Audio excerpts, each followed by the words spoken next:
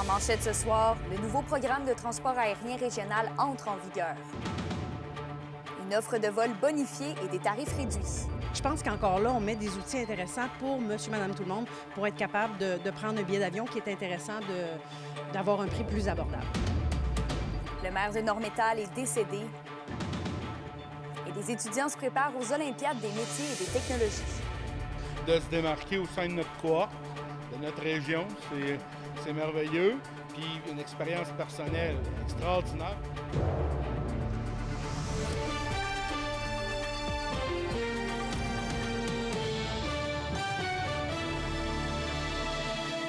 Bon début de soirée, bienvenue au TVA 18h. Bon, avant toute chose, un accident impliquant un autobus de ville à Rouyn-Noranda et un véhicule s'est produit vers 16h30 en fin d'après-midi. L'autobus aurait dévié de sa voie et serait entré en collision avec le panneau de Petro-Canada à l'intersection de l'avenue Mercier et de la rue Gamble. Plusieurs personnes étaient à bord de l'autobus. La Sûreté du Québec, heureusement, nous informe qu'il n'y a aucun blessé majeur. Bonne nouvelle maintenant, si vous prévoyez voyager en avion à l'extérieur de la région. Depuis lundi, le programme aérien régional est bonifié, donc une plus grande variété de vols sont offerts, mais à des prix différents. Reportage d'Alexis Dumont. Grâce au programme d'accès aérien aux régions, il sera possible de voyager au Québec en profitant d'un rabais de 50 à 85 % sur le prix des billets d'avion. On a décidé de faire l'exercice pour vous, par exemple pour un aller-retour Rouyn-Noranda-Montréal. Vous le voyez à l'écran, c'est 1 945 $ sans le rabais et 535 $ avec l'application du rabais. Avec l'ancienne version du programme qui offrait des vols aller-retour à 500 $, quel est l'avantage de cette nouvelle formule pour les consommateurs? Avant, il y avait un maximum de 6 segments de vol qui étaient possibles de prendre. Maintenant, avec le nouveau programme, c'est illimité. Donc, il n'y a plus de limite pour le consommateur de l'Abitibi-Témiscamingue. Puis maintenant, il y a un maximum de 6 pour les gens des grands centres, mais ça vient vraiment augmenter l'offre pour la population. C'est intéressant aussi de voir que le rabais est immédiatement. On voit aussi une différence sur le fait que le billet soit intra- ou interrégionaux. Ce n'était pas tout à fait le cas la dernière fois. Fait que je pense qu'encore là, on met des outils intéressants pour monsieur, madame, tout le monde pour être capable de prendre un billet d'avion qui est intéressant d'avoir un prix plus abordable. Dans la foulée des événements, Proper Aviation bonifie son offre de vol aller-retour vers les grands centres. Une liaison Rouyn-Noranda-Québec s'ajoute à l'offre pour le public. On l'a saisi comme une opportunité, puis on se dit que c'est vraiment le moment de lancer des nouvelles destinations. Puis l'aide financière gouvernementale nous permet de croire que cette ligne-là va devenir rentable éventuellement. Il faudra s'attendre, certes, à plus d'achalandage dans les aéroports régionaux. Avec tous les services qu'on met à l'usage de au service de nos gens, on peut continuer à travailler ici en attendant l'avion. C'est seulement à 1 heure d'avion. Ça va vraiment bien.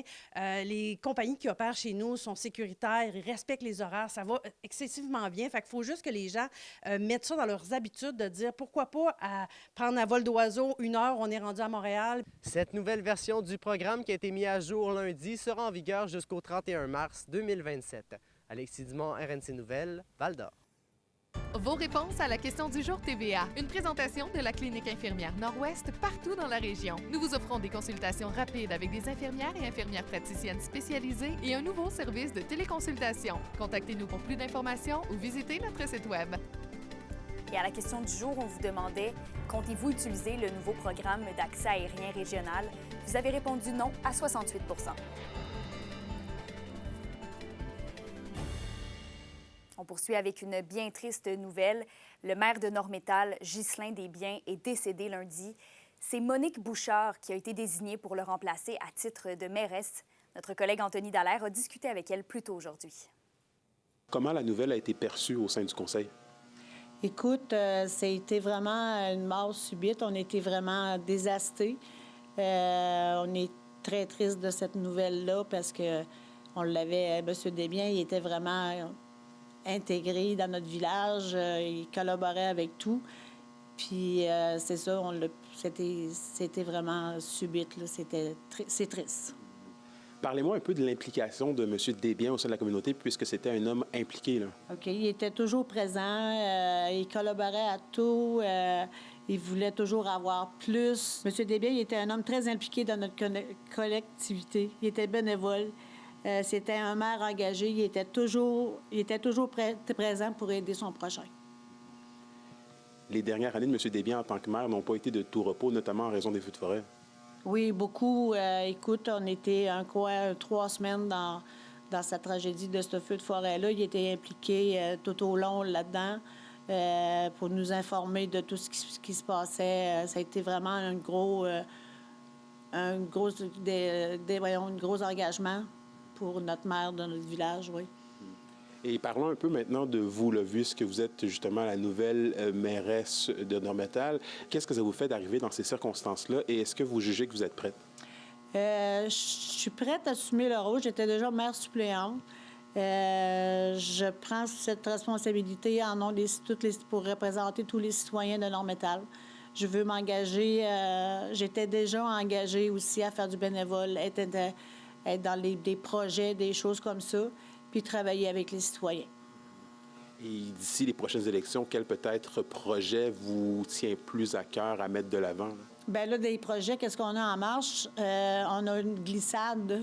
On est en train de faire une grosse glissade pour nos jeunes, nos ados.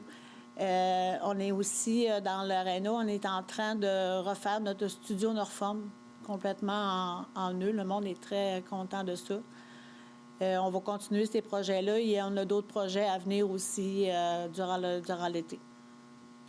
Et en terminant, évidemment qu'on n'a pas de boule de cristal, mais les élections municipales sont dans moins d'1 an. Est-ce que vous comptez vous présenter en tant que mairesse? J'ai aucune idée. Présentement, je suis là. Et au mois d'octobre, bien, là, on verra qu'est-ce qui va se passer. Merci beaucoup. Ça fait plaisir.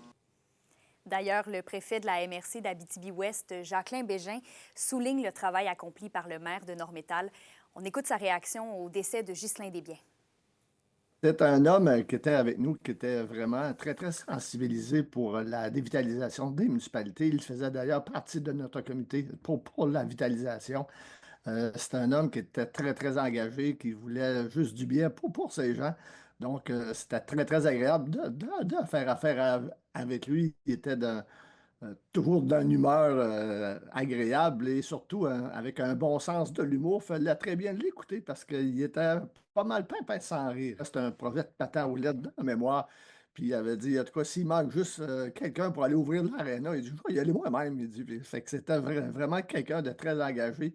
C'était un maire qui était impliqué puis aimé, mais c'était aussi un grand bénévole à Normétal. Et il s'impliquait beaucoup, beaucoup avec les citoyens. Sûrement qu'on va avoir une rencontre avec la mairesse suppléante là, qui a été nommée.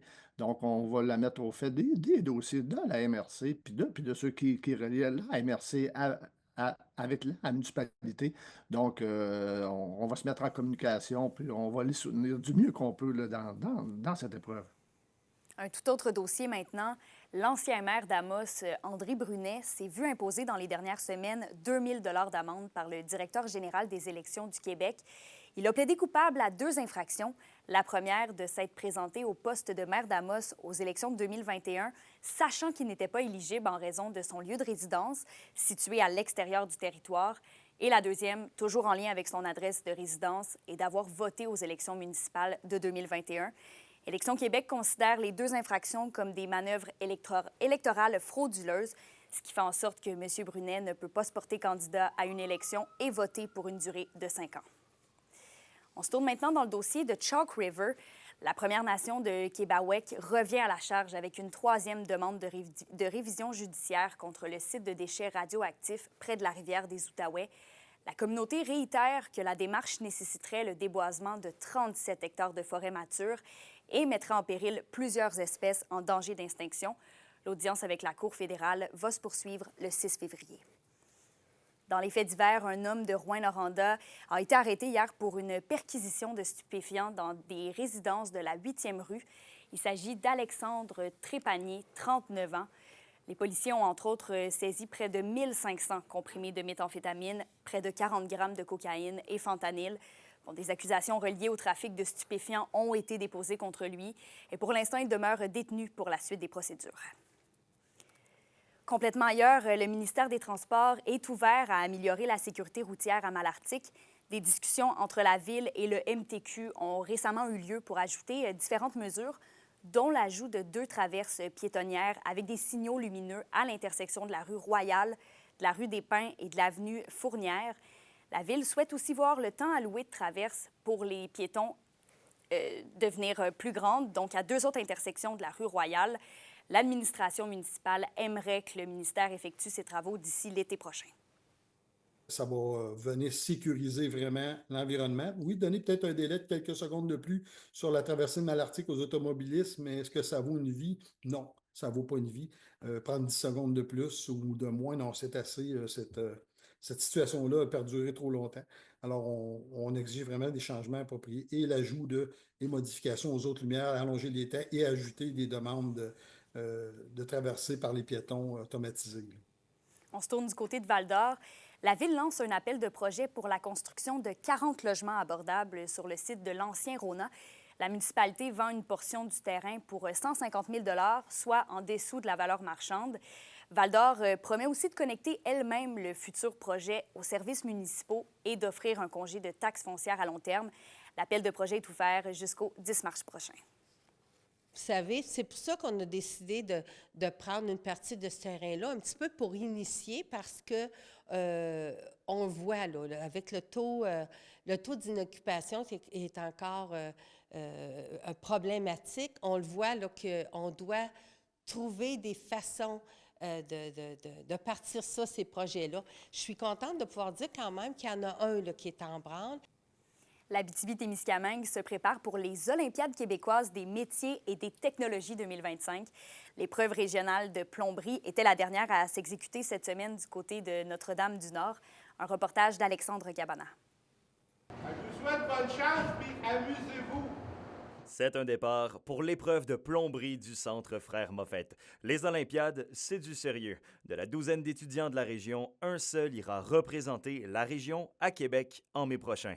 Mais plus que ça, les Olympiades, c'est une reconnaissance de l'ensemble de la profession. Ça paraît très bien, c'est un CV, on s'entend, là, de se démarquer au sein de notre cohorte, de notre région, c'est merveilleux. Puis une expérience personnelle extraordinaire. Moi, je l'ai vécu en tant que participant il y a longtemps. Puis là, je le vis en tant qu'enseignant. Éric Lavergne, enseignant et Manitou de la formation de plomberie-chauffage, coordonne l'épreuve. Un défi de taille pour des élèves qui en sont à leur premier pas dans la profession. Ils vont faire le collecteur principal, la colonne, vont raccorder toilette, lavabo, bain. Ensuite, au sous-sol, ils vont faire l'installation d'un drain de plancher puis d'un drain pour la laveuse. Tout ça dans un délai assez serré, là, de 8h15 et 20 le matin à 3h30. J'ai fait ma toilette, le bain, puis là, je m'en vais finir mon lavabo. J'étais stressé, puis là c'est correct. Là, ça va bien. Ah oui, c'est vraiment excitant. Pour moi, c'est quelque chose de vraiment nouveau et de vraiment intéressant. On n'a pas eu beaucoup de temps de préparation pour faire le truc, mais je crois qu'on va faire le mieux qu'on peut et qu'on essaie d'avoir une bonne performance. À chaque 2 ans, la Ville de Québec accueille des jeunes de partout dans la province. Secrétariat, maçonnerie, charpenterie, coiffure, bref, les métiers sont mis de l'avant pour la grande fête. Et, dans des arénas, j'ai bien dit des arénas, donc tous les métiers de la formation professionnelle, pas tous, mais la majorité des métiers de la formation professionnelle sont représentés. C'est un événement qu'on ne veut pas manquer, qui est vraiment, c'est très valorisant pour la formation professionnelle et c'est ce qu'on souhaite aussi. Vraiment hâte d'assister à ça. Je pense que je ne suis pas consciente de l'ampleur que ça a encore. On a une élève de secrétariat qui s'est rendue au Canadien. Ça a été très gros. On est prêts à retourner à Regina, nous autres, cette année. C'est le 21 février à Amos, lors d'un grand gala réunissant tous les corps de la formation professionnelle de la région, que les grands gagnants seront annoncés. La délégation mettra ensuite le cap sur Québec en vue de l'Olympiade québécoise des métiers et des technologies 2025. Alexandre Cabana, RNC Nouvelles, à Notre-Dame-du-Nord. L'indice boursier minier au TVA Nouvelle 18h est une présentation de GFM Groupe Financier. Dirigeants d'entreprises et particuliers, fiez-vous aux experts de GFM pour vos placements, assurances de personnes et assurances collectives. Car pour vous, ils vont au-delà de la finance. La pièce Fleur d'acier sera présentée au Théâtre du Rift dès demain. Après la pause, on parle avec le metteur en scène de cette comédie dramatique.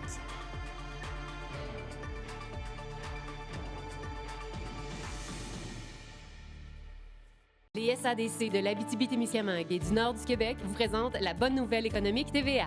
Les professionnels spécialisés dans les domaines des technologies de l'information et des ressources humaines, Jean-François Croteau et Marjorie Ouellette de Chappais, ont ouvert leur nouvelle entreprise Groupe Optimir Inc. en avril 2024, créant 2 nouveaux emplois.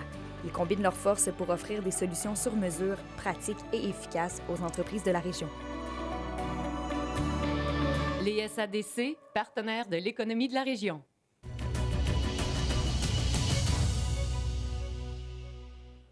On est en pleine semaine des régions et justement, l'organisme Place aux jeunes en région organise des activités pour promouvoir les possibilités de vie et de carrière en Abitibi-Témiscamingue. Les services permettent aux adultes de 18 à 35 ans de faciliter leur transition vers une nouvelle région. D'ailleurs, une activité de type speed dating aura lieu le 14 février prochain à la salle Le Paramount de Rouyn-Noranda. Elle s'adresse aux jeunes témiscabitibiens de 20 à 35 ans. Il est encore temps de s'inscrire sur la page Facebook de Place aux jeunes en région. On le sait, on a un bilan migratoire négatif. L'Observatoire de l'Abitibi-Témiscamingue nous le répète à chaque année. Les statistiques le disent. Alors oui, c'est important parce que nous, notre taux de rétention est très, très élevé. Avec Place aux jeunes, on a un taux de rétention au-delà de 90 % parce qu'on les accompagne dès le début. On démystifie beaucoup de choses, puis je pense que les décisions sont plus éclairées. C'est ce qui fait que la rétention est meilleure avec nos services. Justine, le Théâtre de la Loutre présente la pièce Fleur d'acier dès demain. Ah oui, Kimélia, le Théâtre de la Loutre là, nous offre une comédie dramatique complètement excellente à découvrir en fin de semaine au Théâtre du Rift de Ville-Marie. L'action se déroule dans le salon de coiffure de Thérèse. On y rencontre une gang de femmes qui jasent des petites choses quotidiennes de la vie, les enfants, les parents, le ménage, le magasinage et plus encore, jusqu'à ce qu'une des femmes annonce qu'elle est enceinte. Là, ça va venir tout chambouler, mais je vous en dis pas plus. Il va falloir aller voir Fleur d'acier au Théâtre du Rift en fin de semaine pour découvrir le reste de l'histoire. Mais je laisse le metteur en scène vous en dire plus sur l'origine de cette pièce. C'est une très, très belle production et effectivement qui a l'avantage de toucher aux 2 aspects, donc l'aspect dramatique, mais aussi l'aspect comédie. Et en même temps, comme je le soulignais, une des caractéristiques vraiment intéressantes, c'est que l'histoire que l'on raconte, c'est en fait un fait vécu. Donc, c'est aussi un autre élément, je pense, intéressant du côté de cette production-là. Fleur d'acier est présentée dès demain jusqu'à samedi, je vous le répète, au Théâtre du Rift de Ville-Marie. Les représentations ont lieu à 20h à chaque soir, alors vous ne voulez pas manquer ça. Et ce qui est le fun avec le théâtre amateur, c'est que les gens qui font partie de la pièce sont 100% investis et passionnés. Ils passent leur journée à travailler et après, ils vont aller pratiquer sur cette pièce-là pour vous la montrer. Alors, ça fait vraiment une mise en scène qui est agréable pour l'équipe et ça fait des répétitions qui sont super le fun. Ça s'est très, très bien déroulé parce qu'effectivement, on a une belle équipe. C'est développé une belle synergie là, au tout début du travail et ça s'est poursuivi là, tout au long des répétitions. Alors, comme je le signale, c'est tout de même près de 150 heures de travail. Alors, ça demande beaucoup de précision. Puis en même temps, il faut le souligner, hein, on est en théâtre amateur, donc ces personnes-là font tout le travail après leur journée de travail. Alors, ça demande une belle énergie et une passion aussi pour le théâtre. Et Justine, qu'est-ce qu'on retrouve dans l'indice bohémien du mois de février? En février, Kimélia, on fait place à la photographie dans l'indice bohémien. On le sait, la région de l'Abitibi-Témiscamingue est remplie de talents, mais surtout au niveau de la photographie. À la une, on retrouve Geneviève Lagroix, une photographe de Val-d'Or, qui a eu une grosse année en 2024 puisqu'elle est maintenant en rémission d'un cancer. Alors, elle a vraiment une vocation qui est très spéciale à elle dans sa photographie puisque sa mission est de capturer les souvenirs et de profiter à 100% du moment présent. Dans ce numéro, l'indice revient aussi sur la nomination de l'ensemble Aiguebelle au prix Opus l'année dernière et le spectacle cabaret de drag queen Chic Chac qui a eu lieu aussi il y a quelques semaines. Et on retrouve aussi une réflexion sur la place éthique de la photographie animalière. Alors, je vous invite à aller découvrir cette édition de février de l'indice bohémien. Elle est déjà disponible un peu partout et c'est complètement gratuit. Je vous souhaite une super bonne lecture. 2 joueurs des Foreurs de Val-d'Or font partie de l'équipe de la semaine de la LHJMQ. On en discute après la pause.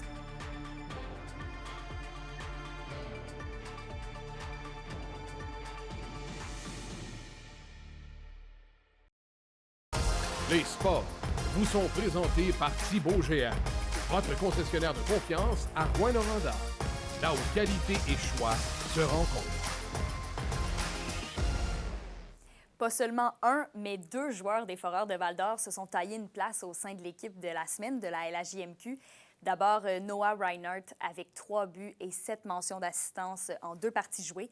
Et ensuite, Nathan Brisson avec 4 buts et 5 passes, toujours en 2 matchs. La prochaine partie des Foreurs est jeudi au centre Slush Poppy de Gatineau.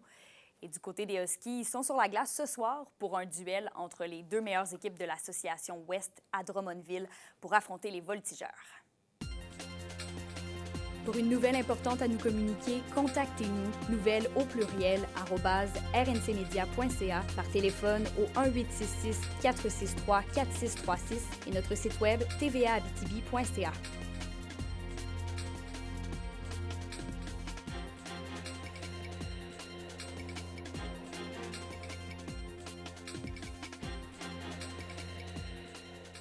La météo.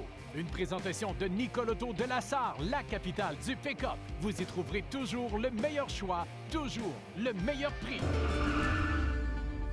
À la météo, Justine, on va avoir un petit peu de neige dans les prochains jours. Oui, Kémélia, mais semble que ça fait longtemps là, qu'on a eu une belle petite neige qui tombe partout sur l'ensemble du territoire. Eh bien, c'est demain qu'elle s'en vient. Notez bien ça. Pour ce soir et cette nuit, ce qui nous attend en Abitibi, c'est un minimum de moins 17 avec un refroidissement éolien aux alentours de moins 25. Pour le Témiscamingue, on va avoir un moins 14 avec un refroidissement éolien de moins 23. Demain, partout en région, ce sera nuageux avec de la neige qui va débuter le matin. On va avoir une accumulation d'environ 5 cm sur l'ensemble du territoire. On aura aussi un maximum de moins 8 et un ressenti de moins 22 le matin. Et ce qui nous attend pour vendredi, pour commencer le week-end, on aura un maximum de moins 8 partout en région avec de la neige du côté de l'Abitibi et une alternance de soleil et de nuages pour le Témiscamingue. Là, c'est le fun d'avoir de la neige demain, je le sais bien, mais il faut quand même rester prudent sur les routes. On fait attention et on se prépare mentalement à devoir pelleter l'entrée là, pendant la journée. C'est bon, Justine, je me prépare mentalement. Voilà, c'était l'essentiel des informations régionales pour ce soir. Passez une excellente soirée. On se retrouve demain.